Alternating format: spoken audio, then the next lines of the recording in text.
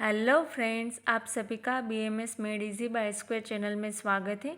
आज के video lecture में हम देखेंगे इंट्रोडक्शन ऑफ चरक संहिता। तो पहले हम देखेंगे कि चरक संहिता किन्होंने चरक संहिता का उपदेश दिया, किन्होंने लिखी, किन्होंने उसका संस्कारित किया, किन्होंने उसको संपन्न किया।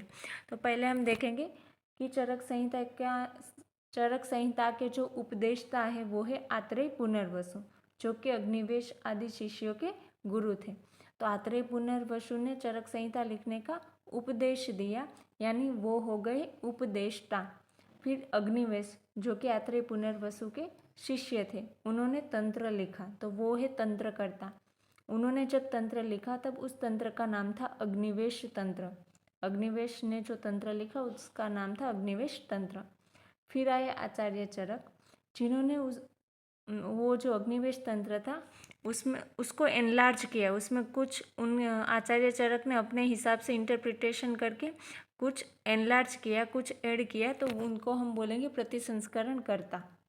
फिर आए दृढ़बल, तो उनको क्या बोला जाता है, संपूर्ण करता। यानी कि जो दृढ़बल है उन्होंने टोटल 41 चैप्टर्स को लिखा है, ऐड किया है। चिकित्सा के 17 और कल्प और सिद्धि स्थान के 12-12 चैप्टर दृढ़बल ने लिखे, इसलिए उसको बोला जाता है संपूर्ण करता। यानी कि ये 41 चैप्टर के आने के बाद ही चरक संहिता कंप्लीट हुई, इसलिए आचार्य दृढ़बल को क्या बोलते हैं, संपूर्ण करता।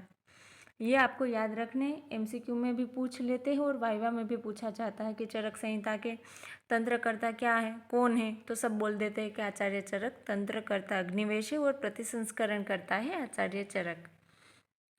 नेक्स्ट अब हम देखेंगे कि डिसाइपल ऑफ आत्रेय पुनर्वसु। आत्रेय पुनर्वसु वो गुरु थे, उनके 6 शिष्य थे, 6 डिसाइपल। वो है अग्निवेश, भेल, जतुकर्ण, पराशर, हारित और क्षारपाणी। फिर इनमें से सबसे पहले किसी ने संहिता लिखी, तंत्र लिखा अपने नाम पर, अपने हिसाब से, तो वो था अग्निवेश ने। अग्निवेश ने सबसे पहले तंत्र लिखा था, तो उसको हम बोल दिया था अग्निवेश तंत्र। फिर हमने अभी आगे देखा कि वो चरक संहिता कैसे बनी, क्योंकि आचार्य चरक ने इतने अच्छे से उसमें सब एनलार्जमेंट करके, इंटरप्रिटेशन करके लिखा था कि फिर उनको सब चरक संहिता के नाम पर जानने लगे।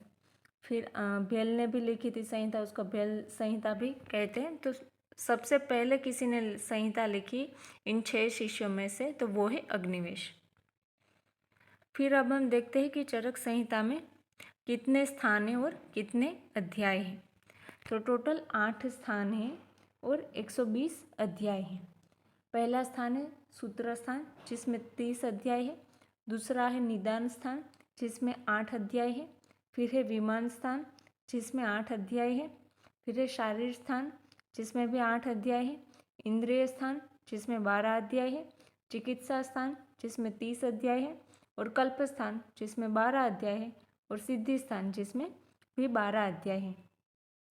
ये जो सीक्वेंस है ना, ये भी हमें सीक्वेंस में ही याद रखना है नाम, कि पहले सूत्र स्थान है, फिर निदान स्थान है, फिर विमान स्थान है, फिर शारीर स्थान है, फिर इंद्रिय स्थान है, फिर चिकित्सा स्थान है, फिर कल्प स्थान है और फिर सिद्धि स्थान है।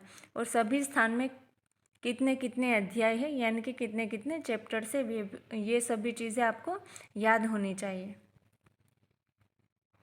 और हाँ, इसमें ये खासियत है कि सुश्रुत संहिता हम देख ले, अष्टांग हृदय देख ले, तो वहाँ पे कहीं पे भी विमान स्थान नहीं है। चरक संहिता में विमान स्थान हमें मिलता है, तो ये भी एक खासियत है। तो आगे मैंने जैसे आपको बताया था कि दृढ़बल को हम संपूर्ण करता बोलते हैं, क्योंकि उन्होंने चिकित्सा स्थान में टोटल कितने अध्याय थे, 30 थे। उसमें से 17 चैप्टर, फिर कल्प स्थान के 12 चैप्टर और सिद्धि स्थान के 12 चैप्टर, तो टोटल मिला के हो गए 41 चैप्टर्स दृढ़बल ने कंप्लीट किए थे, इसलिए उसको क्या बोलते हैं, संपूर्ण करता। फिर अब हम देखेंगे कि कुछ कमेंटेटर्स और उनकी कमेंटरीज, यानी कि चरक संहिता लिख दी, फिर जैसे जैसे टाइम होता गया, जैसे नए लोग आ गए, तो वो अपने हिसाब से चरक संहिता में कोई भी कोटेशन या फिर कोई भी श्लोक लिखा हुआ है, तो उनको उन्होंने फिर बताया कि हम इसको ऐसे समझ रहे हैं। कहीं पे कोई कन्फ्यूज़न उन्होंने लगा, या फिर वो उसको क्या समझते हैं, किस पॉइंट ऑफ व्यू से समझते हैं, उस हिसाब से सभी ने अपने अपने हिसाब से कमेंटरी लिखी। तो कमेंटरी का यही फ़ायदा है कि हमें सभी के पॉइंट ऑफ व्यू जानने को मिलेंगे।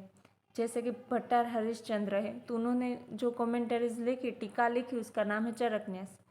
स्वामी कुमार है, उन्होंने जो लिखी उसका नाम है चरक पंजिका। चक्रपाणि दत्त है तो उन्होंने जो मतलब कमेंटरी लिखी उसका नाम है आयुर्वेद दीपिका। ये फेमस है आयुर्वेद दीपिका चक्रपाणि दत्त वाली। फिर गंगाधर राय है तो उन्होंने लिखी जल्पकल्पतरु। और योगेंद्र नाथ सेन है तो उन्होंने लिखी चरकोपस्कार।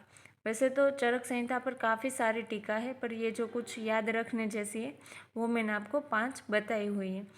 तो यहाँ पे जो चरक न्यास है जो किसने लिखी, भट्टार हरिश्चंद्र ने, तो उसमें हमें उनका पॉइंट ऑफ व्यू देखने को मिलेगा। कहीं पर कोई श्लोक है तो वहाँ पे क्या लिखा है वो भट्टार हरिश्चंद्र ने अपने हिसाब से वहाँ पे क्या समझा।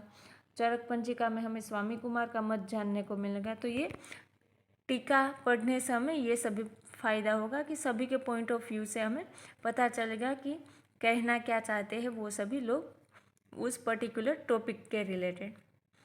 तो आई होप कि आप सभी को ये मैंने जो भी बात बताई वो सभी समझ में आ गई होगी, और ये आप सबको याद कर लेना है।